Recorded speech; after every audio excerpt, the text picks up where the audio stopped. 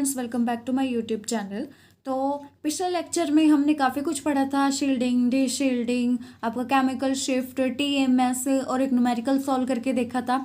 तो आज के लेक्चर में हम क्या पढ़ेंगे, जो सिग्नल्स हमने पढ़े हैं उनके स्प्लिटिंग, यानी एक सिग्नल अगर कई सारे सिग्नल्स में स्प्लिट हो जाए तो उसको आप कैसे पहचानोगे, कैसे उसको देखोगे, कैसे उसको ऑब्जर्व करने का तरीका है, तो ये हम पढ़ते हैं।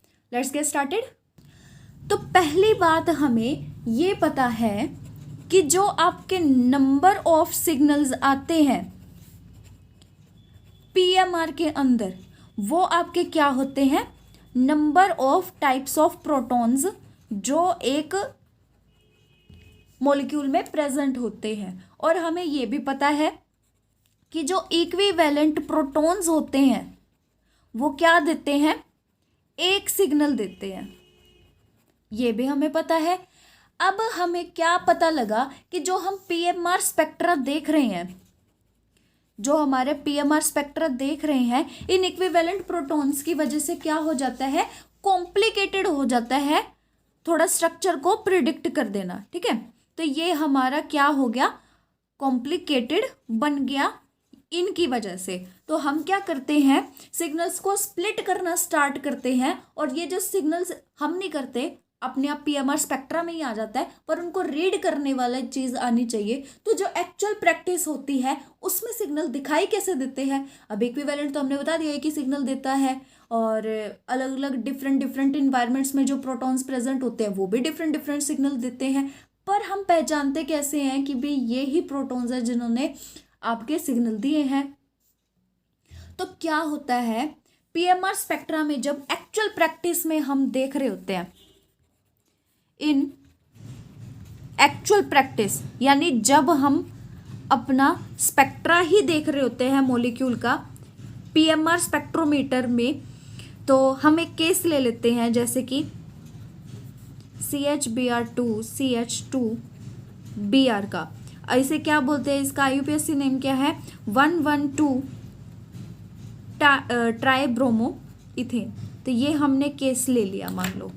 तो इस केस में हमने क्या देखा, जो हमारा ये स्केल होता है, अभी मैंने पिछले उसमें दिखाया था आपको, टाउ और डेल्टा स्केल दिखाया था मैंने। अब फील्ड सिग्नल दिखाए थे किस साइड आता है, TMS की साइड आता है। और जैसे जैसे आप इधर वाली साइड आते जाते, ये TMS वाली साइड होती है जीरो वाली, यहाँ पर अब फील्ड वाला आता है। और उसके जो नीचे वाले जो सिग्नल, जो दूसरे जितने भी ऑर्गेनिक कंपाउंड्स के सिग्नल आएंगे वो TMS के रेफरेंस में क्या आएंगे, डाउन फील्ड ही आएंगे। एक जो अपफील्ड आएगा सबसे ज़्यादा सिग्नल, वो किस उसका आता है, TMS का आता है। तो मान लो ये हम पीएमआर स्पेक्ट्रा देख रहे हैं आपका, तो इस वाले केस में आपके पास दो टाइप के सिग्नल आएंगे, एक तो यहाँ से आएगा और एक यहाँ से आएगा आपका सिग्नल। तो ये जो सिग्नल है आपके किस तरह के आते हैं वो देखो,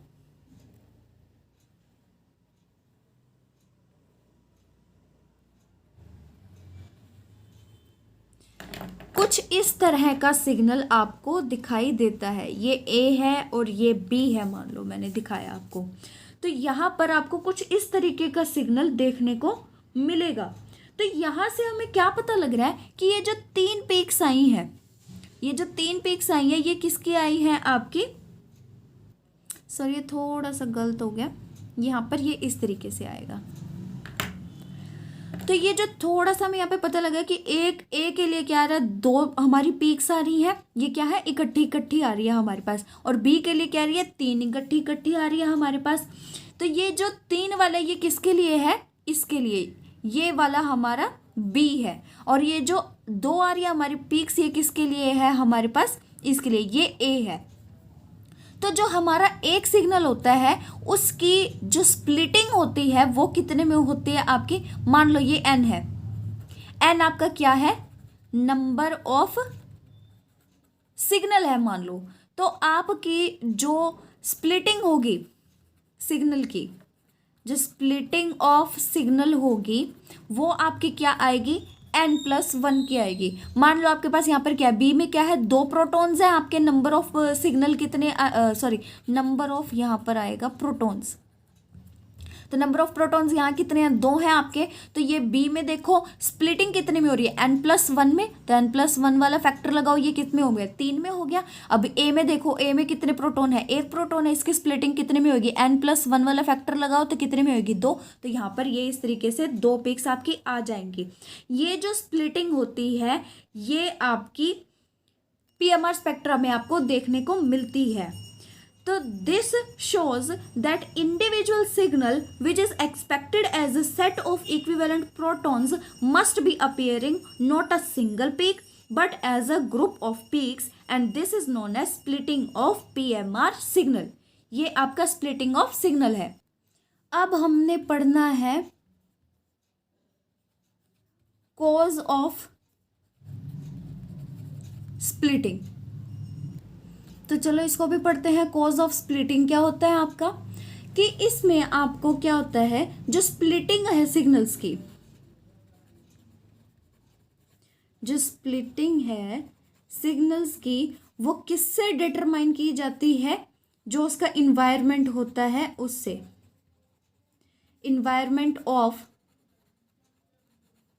एब्जॉर्बिंग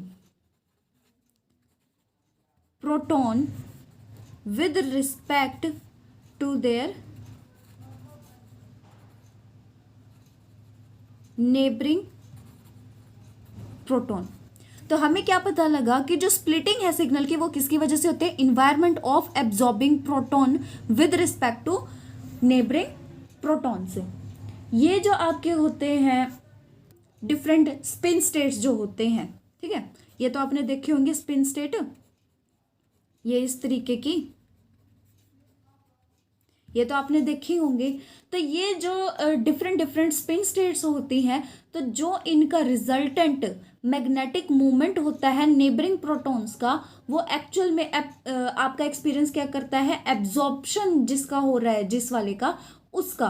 तो ये क्या करते हैं आपस में अपने इन्वायरमेंट के अकॉर्डिंग क्या कर देते हैं, अपना जो सिग्नल है उसको क्या कर देते हैं, स्प्लिट कर देते हैं। तो जैसे कि आपको केस बताती हूँ इसके कैसे कैसे होते हैं, आपको देखना कैसे है इनको। कोर्स तो मैंने बता दिया कि इन्वायरमेंट की वजह से होते हैं, साइड वाले नेबरिंग आपके प्रोटॉन्स की वजह से, पर ये होते कैसे हैं वो भी तो आपको पता होना चाहिए। इन्हें वैसे क्या बोलते हैं, spin spin coupling of absorbing and neighbouring protons, ठीक है। तो अब देखो ये किस तरीके से होगा, मान लो मैं आपको केस लेकर देती हूँ, यहाँ पर एक ये है, एक ये है आपका।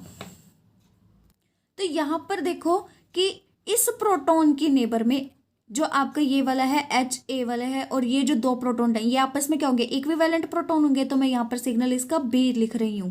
तो नंबर ऑफ सिग्नल आपके कितने आएंगे, नंबर ऑफ सिग्नल तो आपके 2 आएंगे यहाँ पर। इस अगर आप देखते हो तो one kind this and second kind of this signal.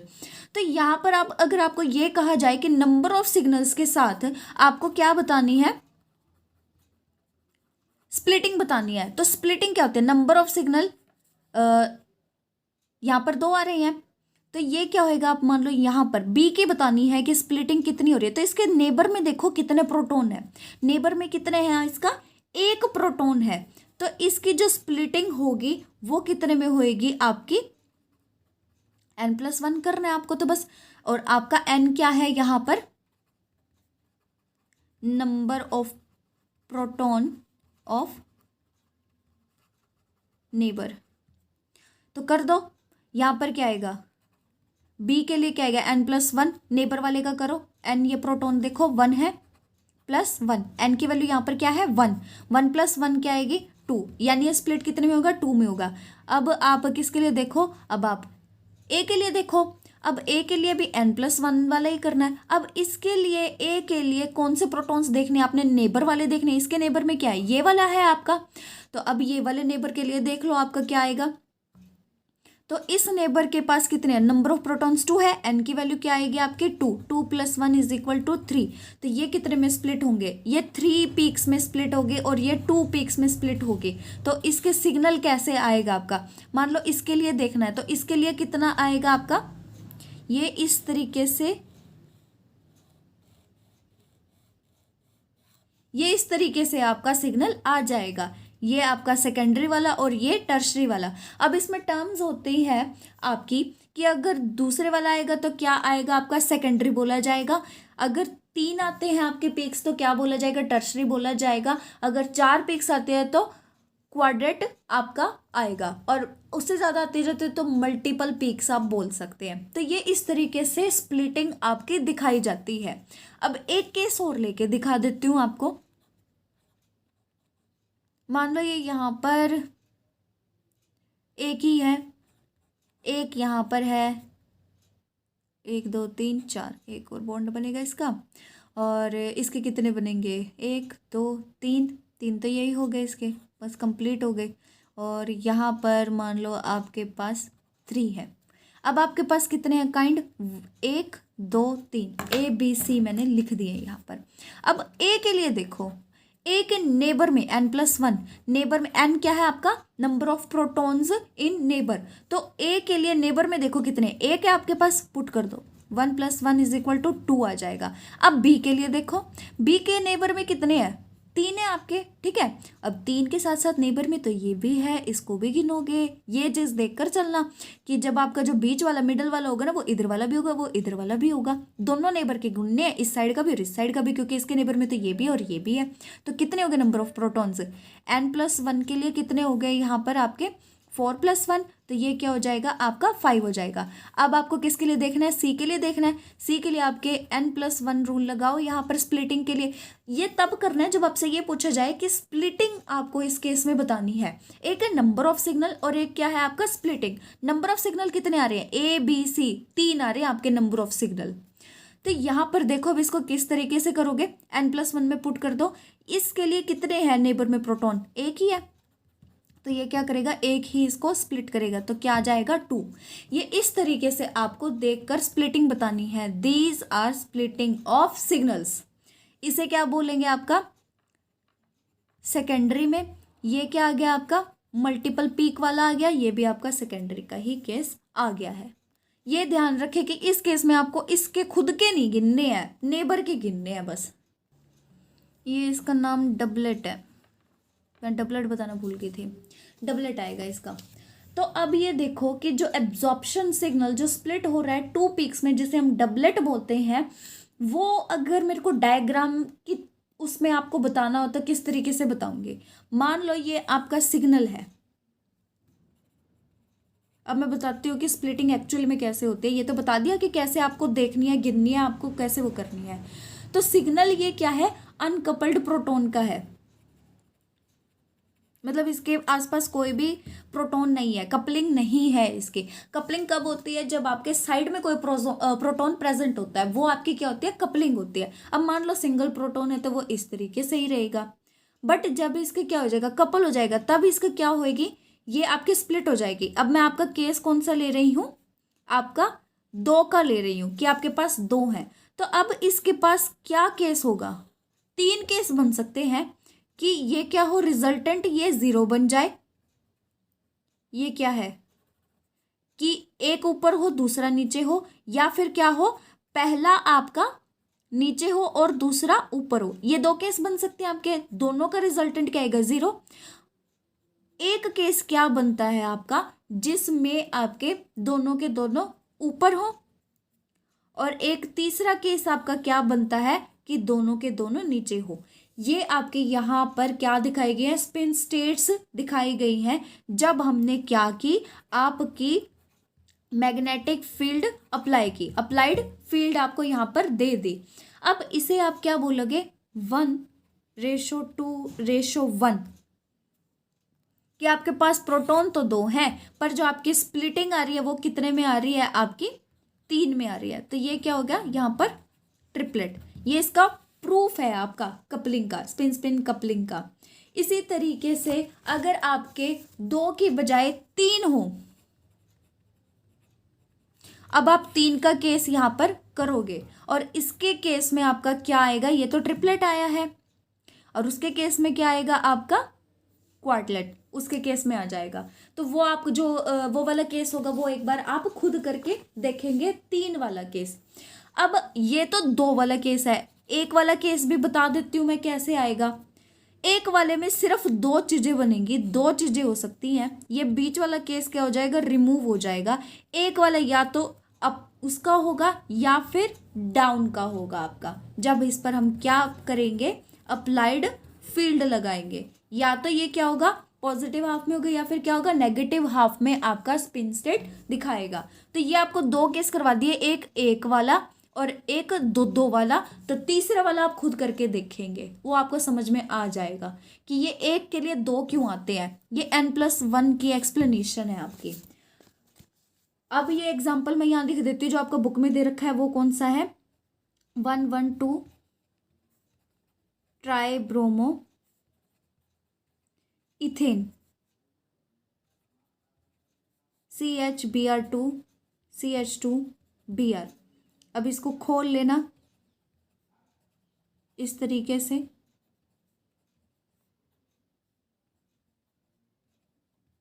और अब इसके नंबर ऑफ सिग्नल कितने होंगे आपके, वो भी देखना है आपको। इसके नंबर ऑफ सिग्नल भी देखना, स्प्लिटिंग भी देखना करके। अब नेक्स्ट टॉपिक आता है आपका कपलिंग कांस्टेंट का। तो देखो कपलिंग कांस्टेंट में क्या होता है, ये आपका होता है एक ऐसा डिस्टेंस जो कि किसके बीच का हो, बिटवीन पीक्स, जो कि एक मल्टीप्लेट के अंदर हो। किसके अंदर हो, ये आपकी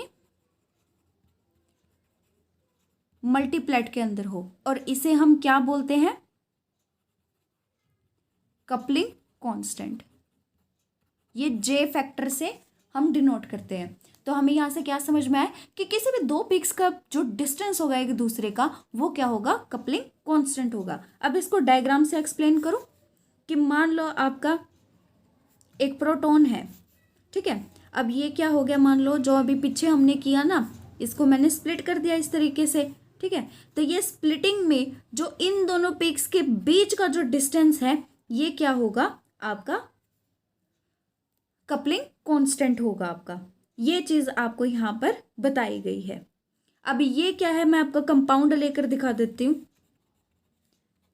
मान लो मैंने ये इस तरीके का कंपाउंड ले लिया, तो यहां पर HA के लिए इस तरीके की आपकी कांस्टेंट, कपलिंग कांस्टेंट आएगा। अब इसमें क्या है, आपका एक ही है, ठीक है। एक के लिए क्या आएगा, 1:1। इसके लिए भी सेम पॉसिबिलिटी है इस तरीके की, इसके लिए भी सेम पॉसिबिलिटी है इस तरीके की। तो ये 1:1 आएगा, दोनों की सेम रेशो है। और ये क्या आएगा, सिग्नल आपका डबलेट वाला आएगा। अब एक सिग्नल मैंने आपका ले लिया यहाँ से, जो कि दो वाला केस आ गया। दो वाले केस में मैंने कौन कौन सा लिया था, आपको याद तो होगा वैसे। एक तो जिसमें क्या हो, ये वाला हो, और एक जिसमें क्या हो, दोनों के दोनों अप वाले हो, एक जिसमें दोनों के दोनों डाउन वाले हो। तो ये जो इनके बीच का डिस्टेंस है, ये क्या है आपका, कपलिंग कांस्टेंट है आपका। और ये इसका भी मैं आपको एग्जांपल लेकर बता देती हूं।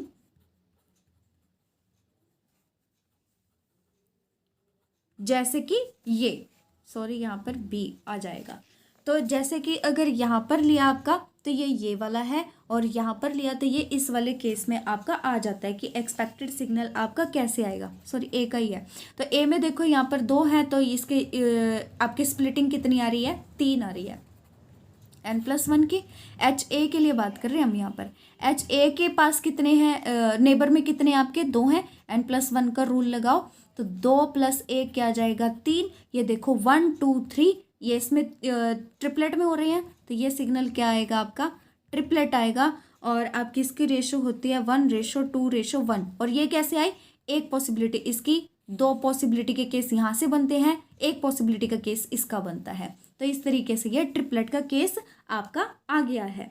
ये इस तरीके से चलता रहता है। ये क्या है, आपका कपलिंग कांस्टेंट है। अब ये जो कपलिंग कांस्टेंट होते हैं जे, इनको किससे डिनोट करते हैं, जे से डिनोट करते हैं। तो इनकी कुछ एक प्रॉपर वैल्यू होती है।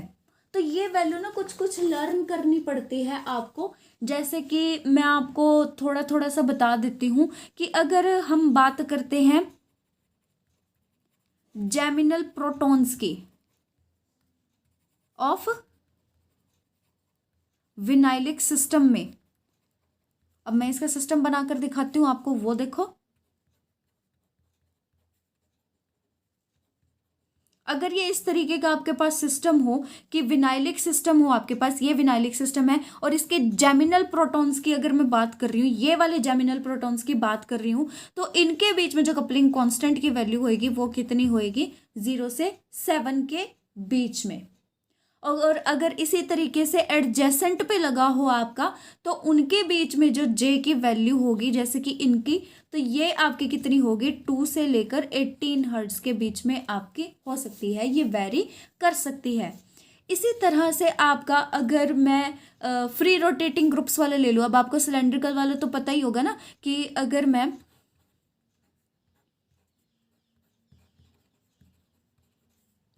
ये वाला केस ले लूं, तो इसकी जो रिप्रेजेंटेशन होती है, अगर मेरे को इस फॉर्म में करनी हो,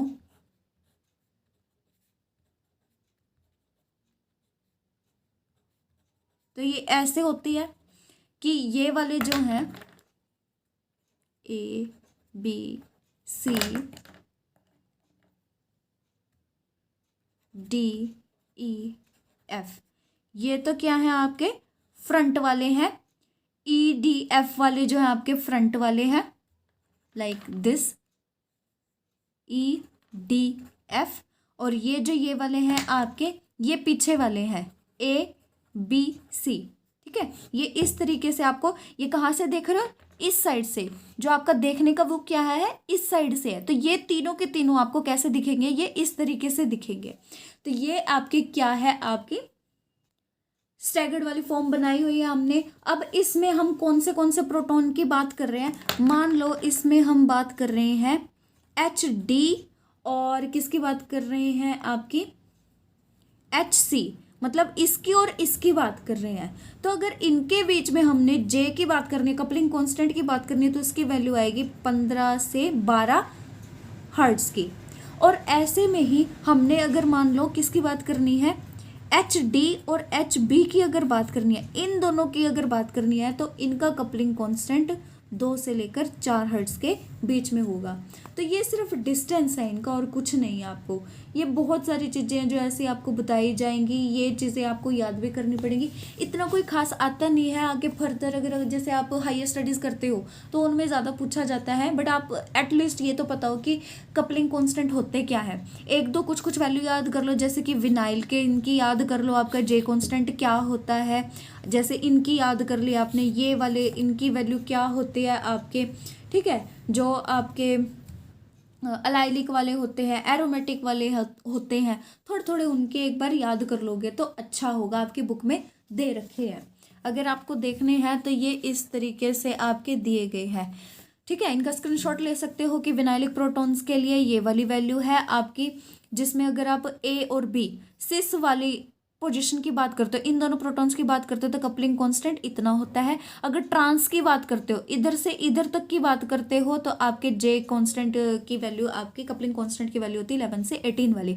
लाइलिक की बात करते हो, जैसे कि ये वाला और ये वाला है, तो इसकी ऐसे आएगी। और एरोमेटिक में अगर बात करते हो तो इसके कपलिंग कांस्टेंट इस तरीके से आएगा। तो ये आपको पता होनी चाहिए, ये वाली वैल्यूज़ आपको बहुत अच्छे से पता होनी चाहिए। कुछ है, इनको तो याद करना ही पड़ेगा। आगे बहुत सारी चीज़ें आएंगी जो आपको याद करनी पड़ेंगी, इसमें रट्टा भी मारना पड़ेगा अच्छा सा। अब आपको एक टॉपिक थोड़ा सा पढ़ने को दे रही हूँ, magnetic equivalence of protons and rate process. वैसे ये इतना खास आता नहीं है पेपर में, बट वही है, एक बार आपको पता तो होना चाहिए। तो ये थोड़ा सा आपको पढ़ने को दे रही हूँ, वरना जब हम क्लास में आएंगे तो उसमें तो मैंने आपको बताना ही है। ये भी इसमें मेनली जो मोटा मोटा सा आइडिया दिया गया है वो ऐसे दिया गया है। मान लो कि आपके ये वाला जो है ये ऐसे घूम रहे हैं आपके, ठीक है, व्हील मान लो इनको, और ये ऐसे घूम रहे हैं तीनों की तरह। मान लो जैसे आप पैडल करते हो साइकिल पे, मान लो बहुत ज़्यादा एंड तेज स्पीड में पैडल कर रहे हो, तो क्या होता है कि वो पैडल दिखने बंद हो जाता है। या फिर पंखों को मान लो, ये इसको क्या मान लो, पंखा मान लो आप, तो पंखे में आपको क्या दिखाई देगा कि आपका जैसे स्पीड पकड़ता है, आपके सारे के सारे जो फ़ैन की विंग्स होती हैं वो ब्लर हो जाती हैं। तो यही चीज़ यहाँ पर आपको दिखाई देती है कि जैसे वो ब्लर होती है तो आपका क्या करता है, एक ही सिग्नल वो दिखाई देता है आपको कि ये क्या है, ये वाला एच, ये वाला एच, ये वाला एच, तीनों क्या है, सेम जैसे दिखाई देने में तो सेम ही है। तो जैसे स्पीड ज़्यादा होगी क्या होगी, आपको सब की सब एक ही जैसा नज़र आएगा। पर हमने क्या करना है, इसमें स्पीड को थोड़ा सा स्लो करना है। इसके घूमने की जो स्पीड है आपकी, इसको स्लो करनी है। तो पंखा जैसे स्लो रुकने वाला होता है, आपको कहते हैं तीनों के तीनों जो पंखुड़ियां हैं आपकी अलग अलग नज़र आती हैं। तो आप डिफ्रेंशिएट कर सकते हो कि ये अलग है, ये अलग है, ये अलग है, तीनों सेम नहीं है। मतलब क्या है इसका मतलब कि तीन है यहाँ पर, चाहे वो भले ही एक जैसी हैं दिखने में, पर तीन अलग अलग चीज़ें हैं। जैसे कि तीन ट्विन्स हैं, ठीक है, वो दिखने में एक जैसे हैं पर तीनों अलग पर्सनैलिटी है। वही चीज़ यहाँ पर बताई गई है कि एच, ए, बी और सी अलग अलग हैं, अलग अलग आपके विंग्स हैं जैसे फैन की। ये एक नहीं है, बस एक जैसी दिखाई देती है। तो क्या होता है कि हम जैसे कह रहे थे कि इक्विवेलेंट प्रोटॉन्स, अब ये मिथाइल के प्रोटॉन्स हो गए ना आपके। मिथाइल के प्रोटॉन्स में क्या होते हैं, CH3, ये वाले तीनों प्रोटॉन्स का हम क्या कहते हैं, एक ही सिग्नल आता है। तो ये जो एक सिग्नल आता है, वैसे तो हम ये कहते हैं कि तीनों के तीनों एक जैसे, तो एक ही सिग्नल देते हैं। पर जब हम इसके घूमने की स्पीड को थोड़ा सा स्लो करते हैं तो हमें पता लगता है कि ये जो एक सिग्नल आया है वो H, A, B और C तीन बंदों का है, जो कि बस एक जैसे दिखाई देते हैं पर तीन अलग अलग शख्स हैं। यहाँ पर ये बात बोली गई है, ये ऊपर वाले फेज में यहाँ पर ये सारा का सारा यही बोला गया है। अब देखो, करने का तो आपका था ये, पर थोड़ा सा फिर भी मैंने आपको बता दिया है। तो अब एक काम करना, जैसे ये वाला है वैसे ही आपको यहाँ पर इसका ये वाला स्पेक्ट्रम बताया गया है। इसको आप एक बार देखेंगे, ये देखिए CH3, CH2, Br, इसका दिया गया। तो एक सिग्नल किसका आएगा, इसका, और दूसरा इसका आएगा। A और B सिग्नल दिया गया है। अब B के लिए देखो, B के नेबर में कितने हैं, n+1 रूल लगाओ। यहाँ पर क्या गया, 3+1 4। अब ये देखो यहाँ पर आपकी 1 2 3 4 ये वाली सॉरी इसके लिए कर रहे हैं ना हम, ये 1 2 3 4, ये 4 आपके सिग्नल आएंगे। अगर किसी को इसमें प्रॉब्लम है कि ये किसका सिग्नल है, तो ये मैं बता देती हूँ, ये TMS का सिग्नल है आपका। और आपको क्या बताया गया है यहाँ पर कि अगर आपको A का निकालना है तो A के पे भी n+1 लगाओ। तो यहाँ पर कितने, 2, 2 + 1 = 3। अब जो ये है यहाँ पर, ये वैसे 3 आनी थी, ये थोड़ा सा मिसप्रिंट की, उससे आपको समझ नहीं आ रहा होगा कि ये मतलब 4 क्यों गई है, बट यहाँ पर ये 3 आएगी आपकी। तो इस तरीके से आपको ये चीज़ देखनी आनी चाहिए, आपको पता होनी चाहिए। ओहो, मैंने थोड़ा सा फिर से कर दिया उल्टा। B = 4 है तो B की 4 आएंगी, 1 2 3 4, और A की क्या आएंगी, 3 आएंगी। A की ये 1 2 3, ये एक यहाँ पर ये वाली मिसप्रिंट है, मैं मिसप्रिंट वाली आपको गलत बता दी। पर ये जो A है, इसमें जो नंबर ऑफ स्प्लिटिंग है वो कितनी आएगी, 3 आएगी। तो 3 के हिसाब से ये 3 पिक्स ऐसे आएंगे आपकी। B की स्प्लिटिंग कितने में हो रही है, 4 में हो रही है आपकी, तो इसके 4 आएंगे आपके, ये वाले 4। इस तरीके से आपको ये देखनी है स्प्लिटिंग सिग्नल। बट ये सिग्नल क्या है, ये एक है, बस थोड़ा सा इसको क्या कर दिया, अलग अलग कर दिया गया है। अगर आप इसको बिल्कुल फास्ट स्पीड में देखोगे, घूमते होगे, तो ये आपको एक ही पीक नज़र आएगी। बट जब इसको थोड़ा सा स्लो करते हैं तो ये आपको नज़र आएगा कि 4 अलग अलग हैं। बट ये क्या है, इसमें बहुत ज़्यादा स्पीड पर दौड़ रही थी तो आपको ये नहीं पता लगा कि 4 वो एक जैसे दिखने वाली एक ही के अंदर आती हैं सारी की सारी। तो आज के लिए इतना ही, ज़्यादा नहीं है। और बाकी का जो सिलेबस इसमें बचता है NMR में, मैं आपको क्लास में करवाऊंगी जब आप क्लास में आएंगे। और जिन्होंने नहीं पढ़ा हुआ है वो पढ़ लो, क्योंकि नेक्स्ट डे जब आप क्लास में वहाँ पर मेरे पास आओगे तो आपकी क्लास लगेगी अच्छे वाली, समझ जाओ। मैं ऑनलाइन में ही इतना ज़्यादा आपको परेशान करती हूँ, तो सामने जब आओगे तो कितना परेशान करूँगी। तो प्लीज़ पढ़ के आए अच्छे से। और NMR ये बहुत इंपॉर्टेंट चैप्टर है, इसको तो आपको करना ही पड़ेगा। Thank you very much.